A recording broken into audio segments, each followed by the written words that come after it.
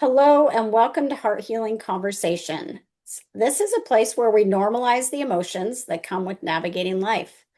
It's also a place where grief is honored, healing is possible, and hope gently finds its way back into our hearts. Whether today finds you carrying grief, searching for hope, or simply needing a quiet moment to breathe, we're honored you're here. Hello, everyone. I am super excited today because I have a very, very special guest. So I have Bradley Owens. He happens to be my husband's son and my stepson. And I'm really excited to have him here today because for the last 11 years, he grew up with some of the communication skills and tools of the grief recovery method. And so I want to talk to him about how that has impacted his life. And super exciting also to tell you that he became a grief recovery method specialist after he graduated from high school, and he is now the youngest specialist in the world. So, Bradley, congratulations for that, and welcome to this conversation. Thank you, Dawn. Thank you for letting me be here this evening. You're welcome. So, I want to know, because I know our other children did not grow up with some of these tools.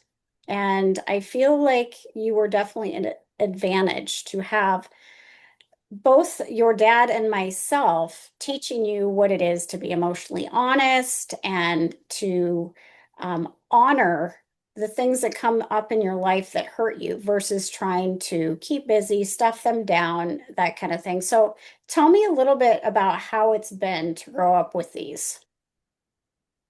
It's definitely been two sides of a coin.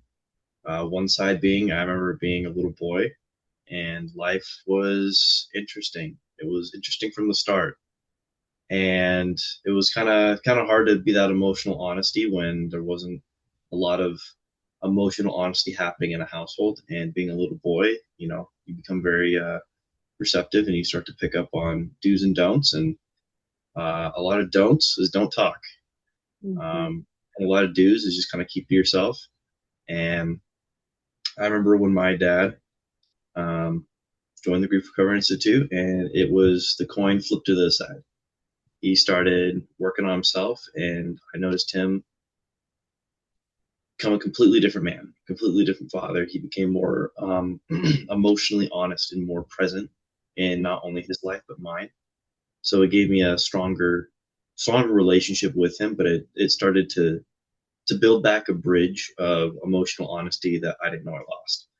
And growing up as a kid, it was, obviously it was in heightened when my dad met you and you guys got together and you guys both started doing the same kind of work, the same level of work.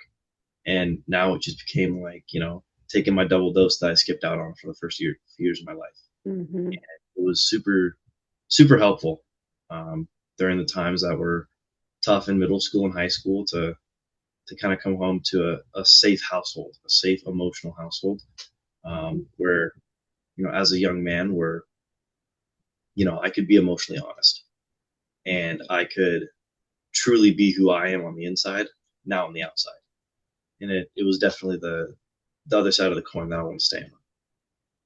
Yeah, that makes sense. And I know at a very early age, you lost your brother. And so at the time that you lost your brother, your dad didn't have these skills. He hadn't learned them yet. And so that meant everybody was navigating this loss without the tools, right? And so you kind of alluded to that, how life was back then, and then how it changed for dad, for you, for me, once we had these tools to be able to navigate not only the uncomfortable times in life in the present moment, but also in the past, right? Very true, very true. Grief is not always in the moment. Grief could be 10 years ago. It could be when you were two. It could be when you were five. Grief Hmm. is something. It's not just the physical loss of an item. It could be just the loss of anything that meant something to you. Yeah, absolutely. I think that's important that people understand that because so many think that it's just related to death, but there's so many other things that cause grief. And I know that you understand that. In fact, one of the things I'm super proud of you about is that all through your school years, you have been that person that people have come to when their heart was heavy, when they didn't know what to do with a situation that was going on in their life.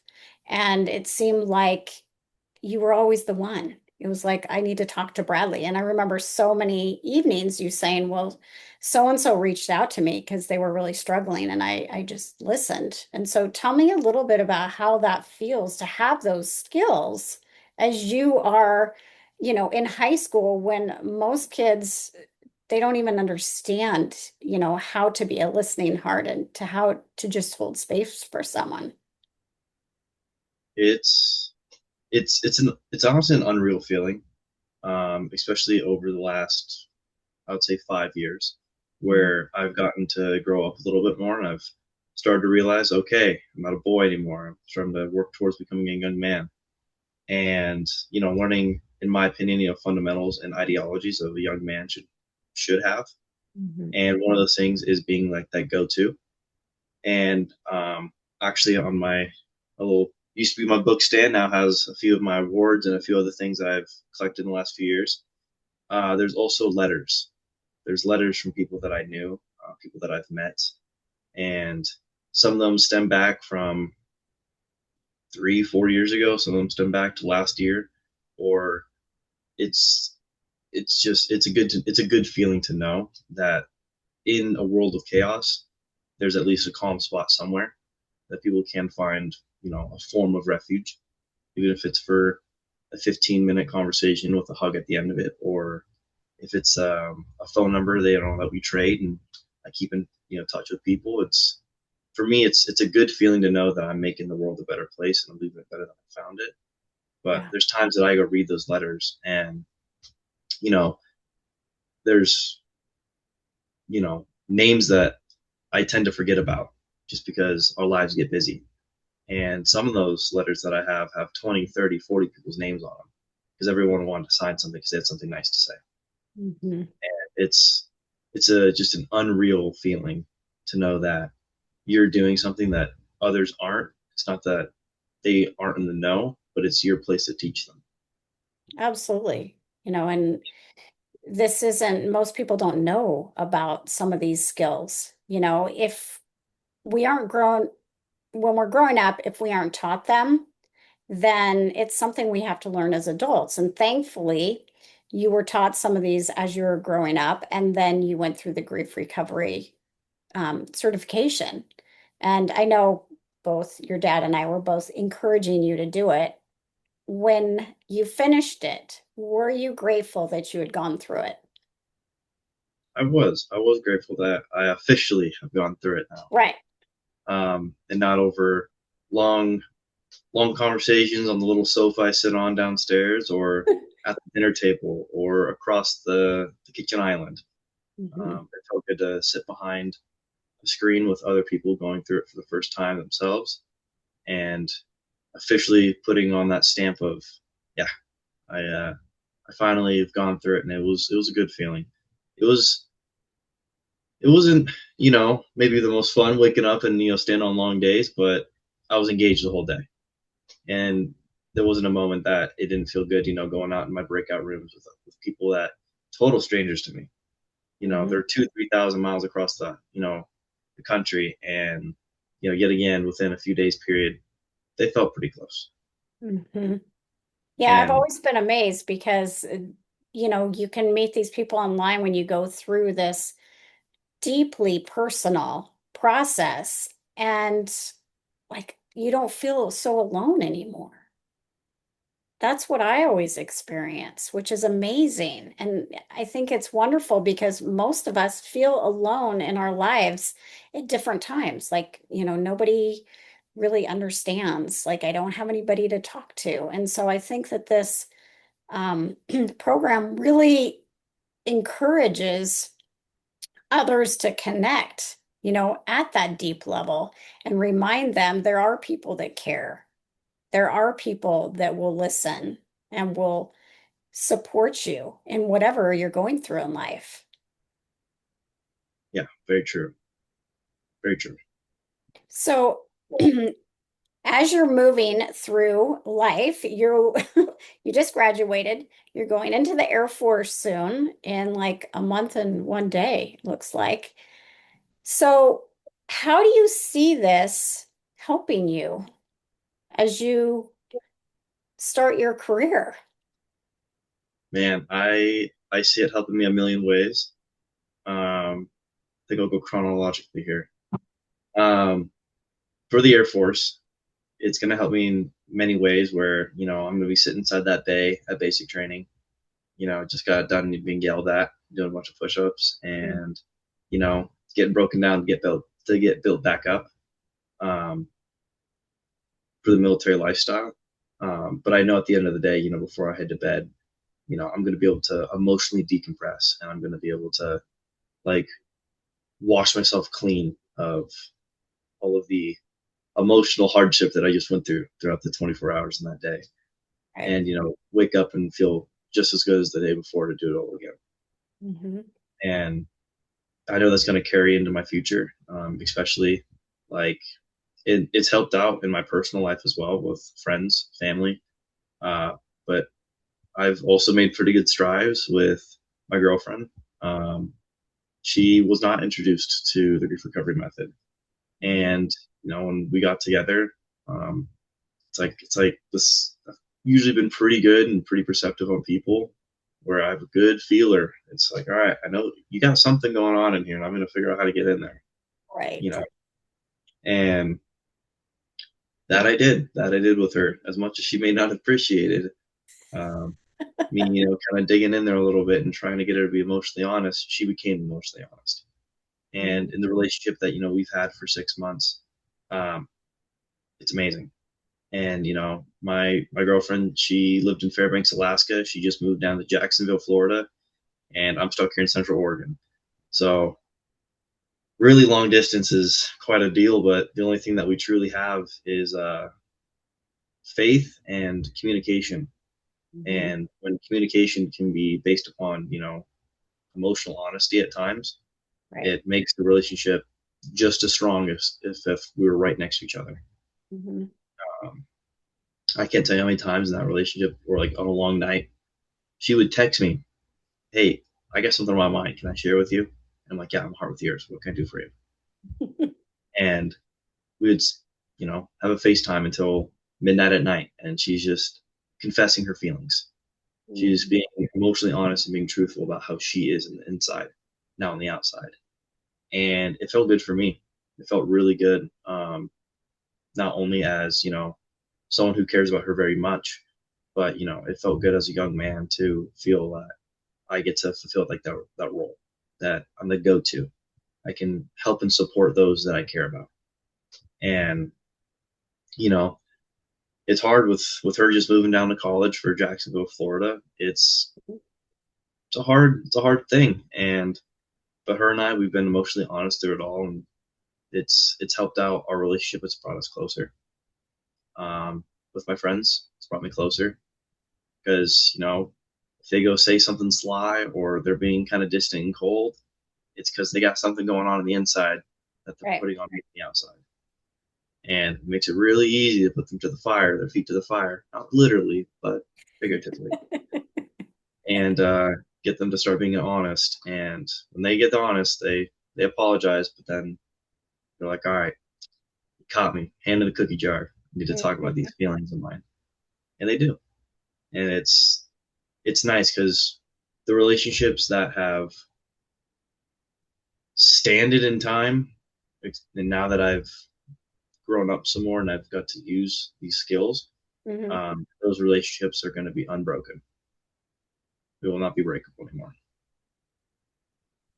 Yeah, I think there is so much value um, to the emotional honesty piece.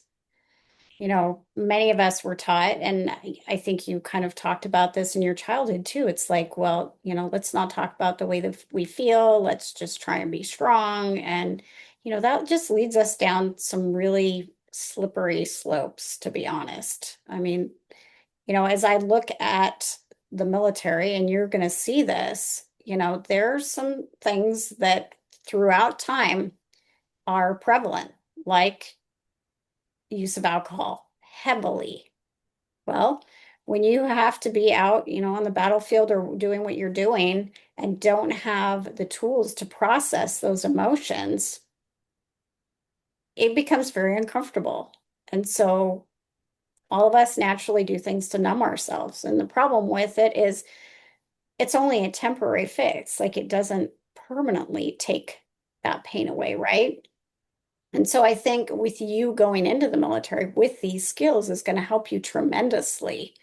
And not just you, but it's going to help you help other people. Even if you're not taking them through the whole process, just the skills you've already learned, sharing those and, encouraging people gently to be emotionally honest, like you already do with your friends, and that makes people uncomfortable, right?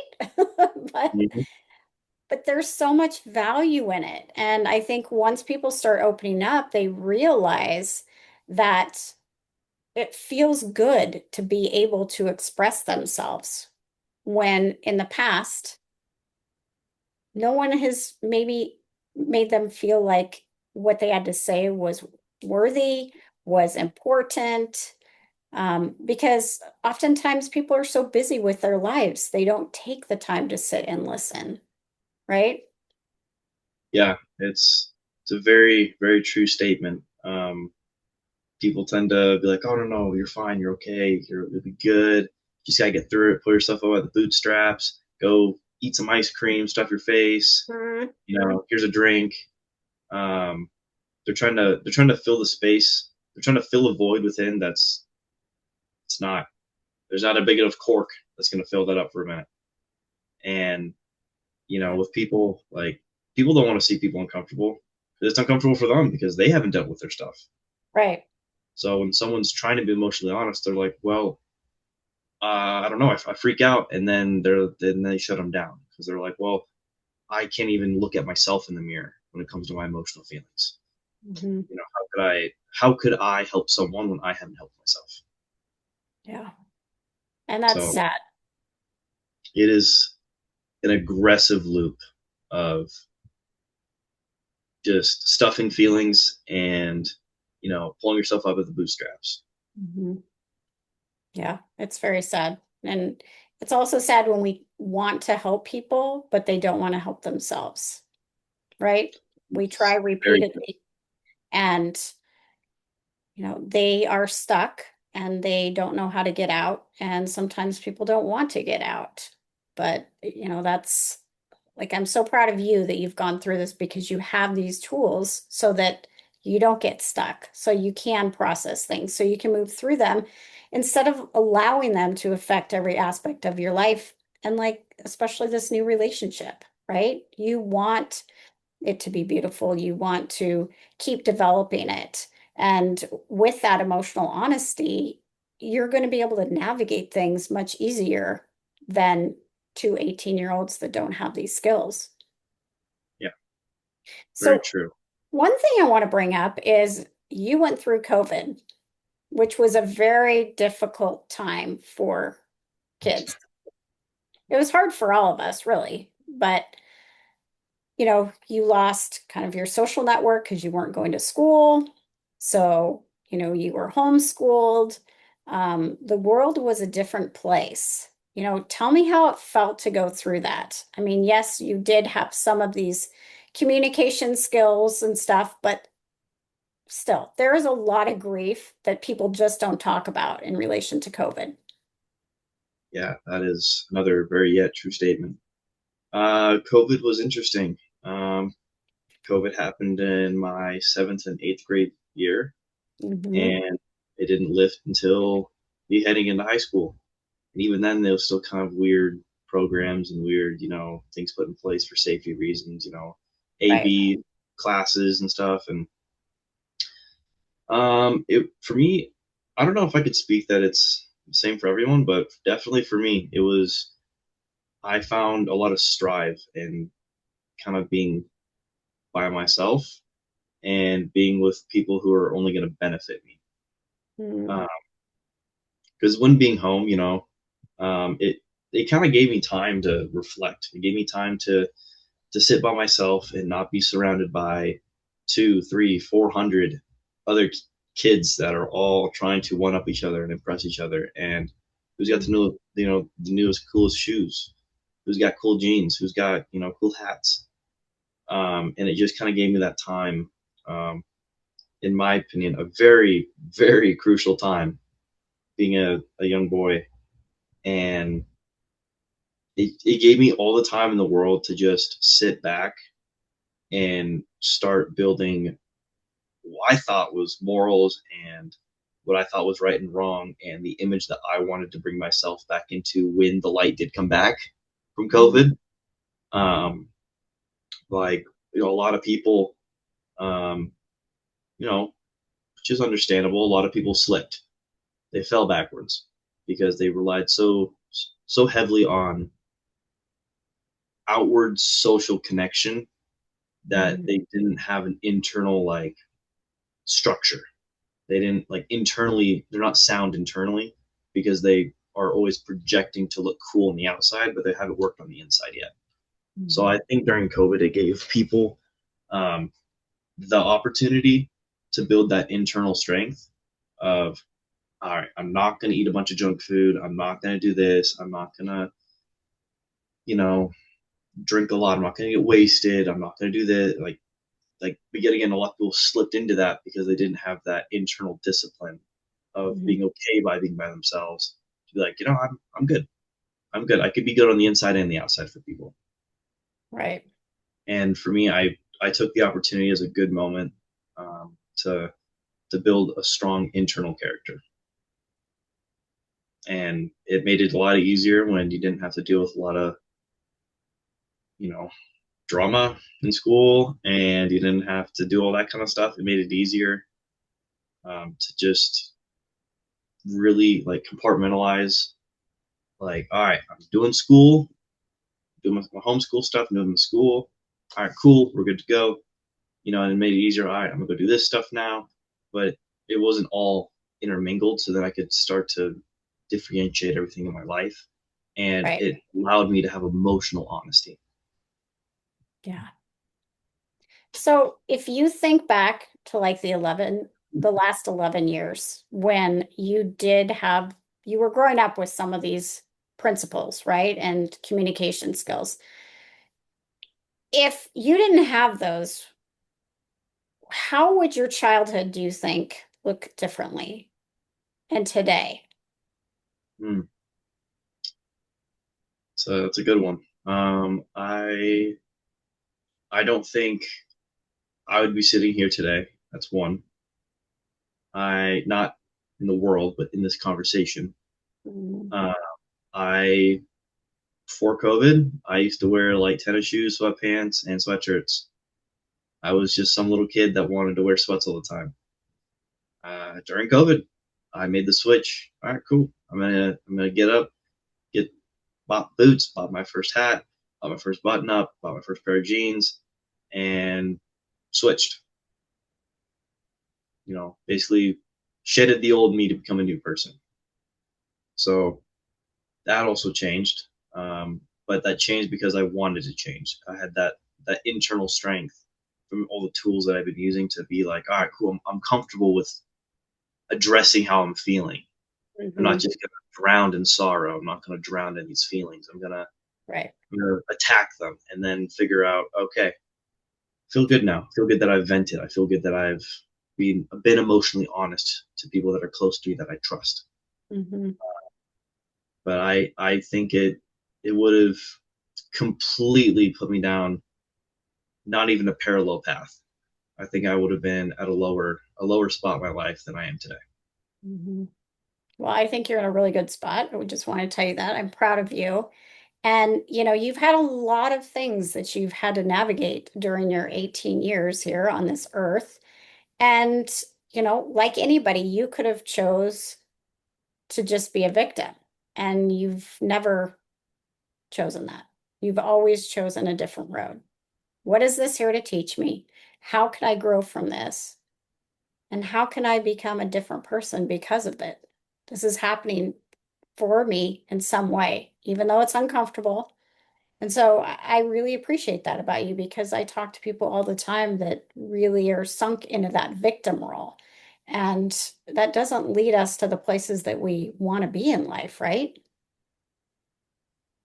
There's a few truths that I've learned, and there are things that my dad has told me since I was a little boy. It's um, when you trust someone, the only way to trust someone is you gotta trust them. Just Yeah. gotta go forward. Just gotta tell them, all right, I trust you. You just have to go forth with it. Mhm. There's a lot of things in life that you just have to do. Like you just have to stop eating chips. You just have to stop drinking soda. You just have to stop. You just go cold turkey on some things. Um, and when people play that victim and they start to build in my opinion, the wrong internal structure of, Mhm. well, I could live with myself at the end of the day. They say that, but on the inside, what's the first thing they do? Hop on their phone, right? Mhm. They go look at other people's lives. They do things that tries to put them in someone else's shoes because they're not comfortable in theirs. Um, so kind of just making like that.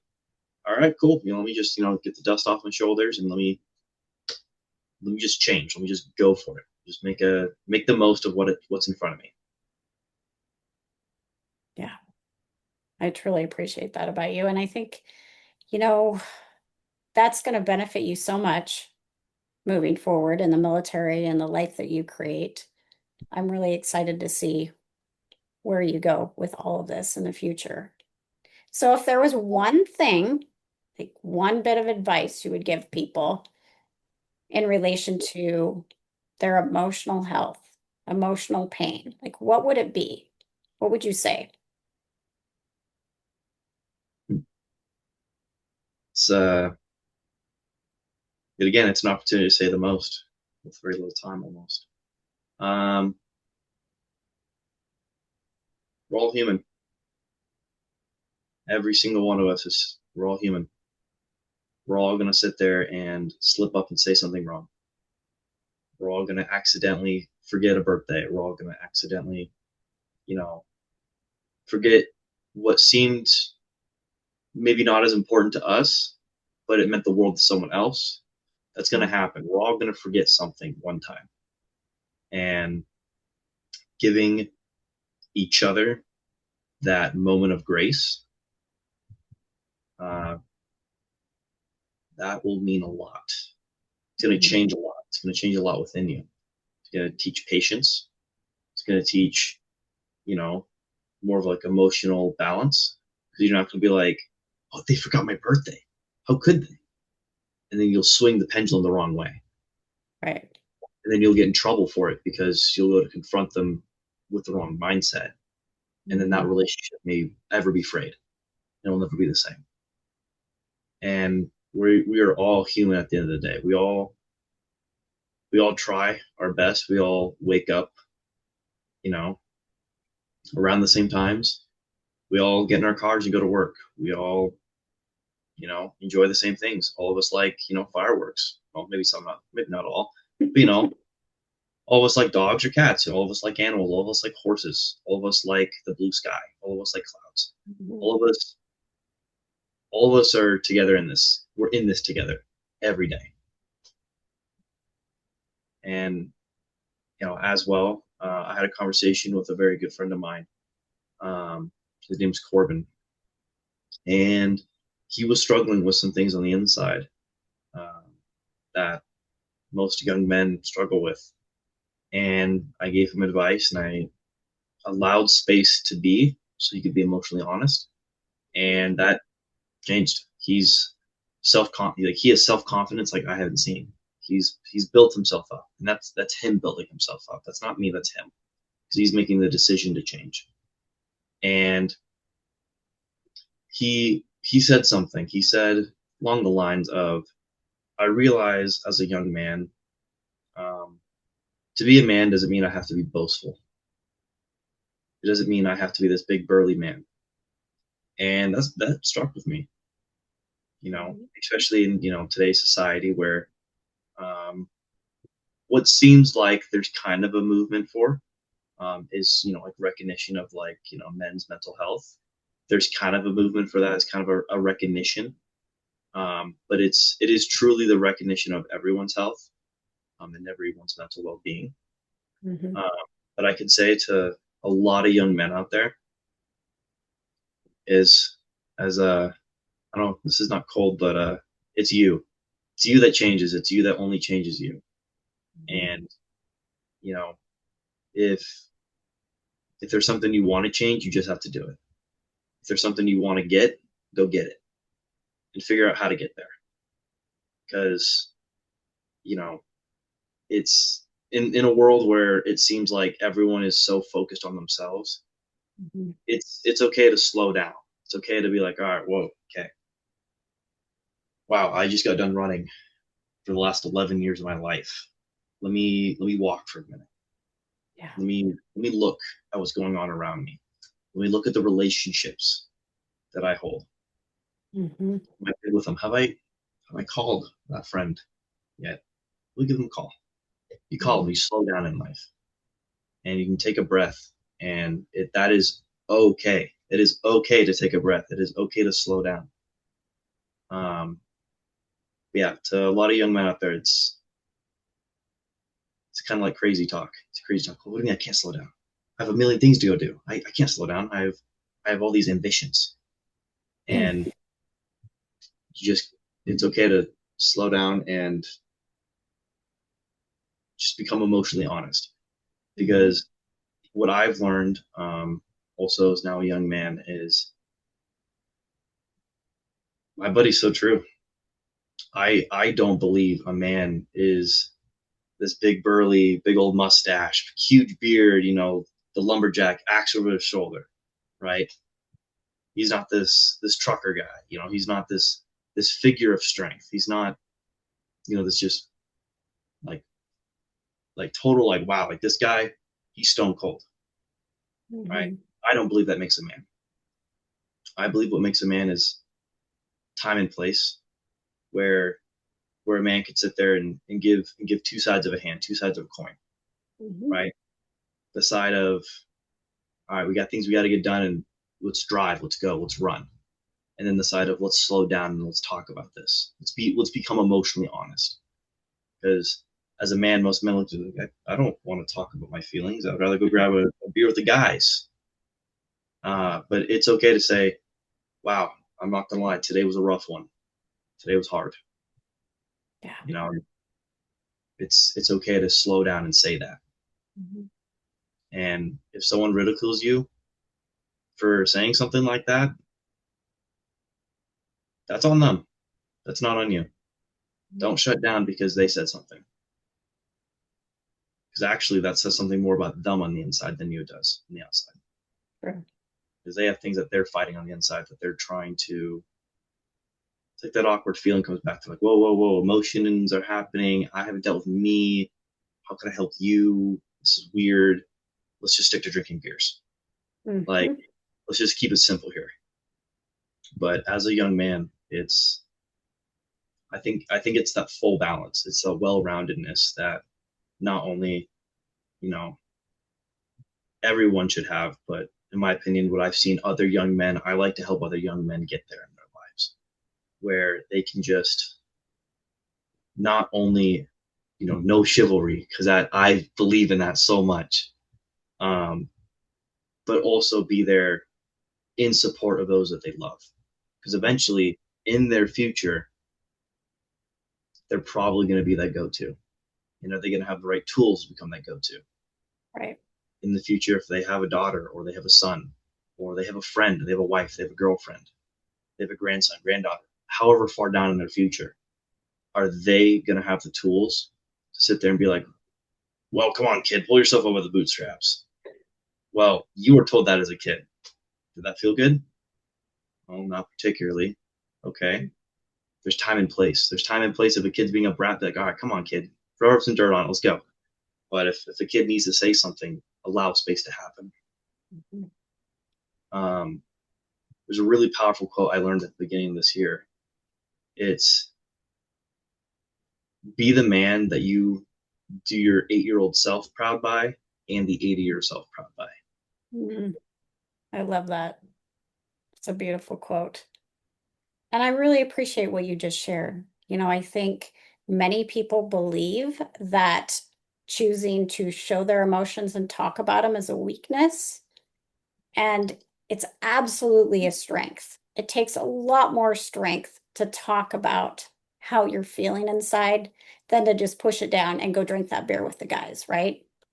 And so I 100% agree with you. We need to continue to spread this message that talking about the way we feel is a positive thing, right? It's not Yes. showing that we're weak. This is positive. This is what we need to do to be able to live the full life we want to live. Otherwise, we end up with problems in our relationships.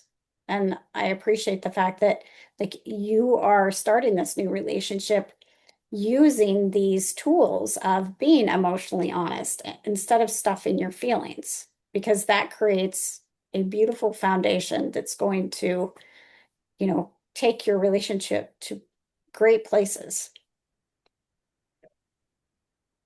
Yes, it will. So thank you for everything you shared today, Bradley. Really appreciate you being here and just all of your wisdom and insight from your 18 years and, growing up with this, becoming a grief recovery method specialist and the youngest one in the world. I'm super proud of you. Thank you. Everybody else, thank you for listening to this episode of Heart Healing Conversations. And please, if this resonated with you, share it, subscribe, comment, and just be gentle with yourself moving forward. And Bradley, I'm super proud of you, love you, and thank you for being here today.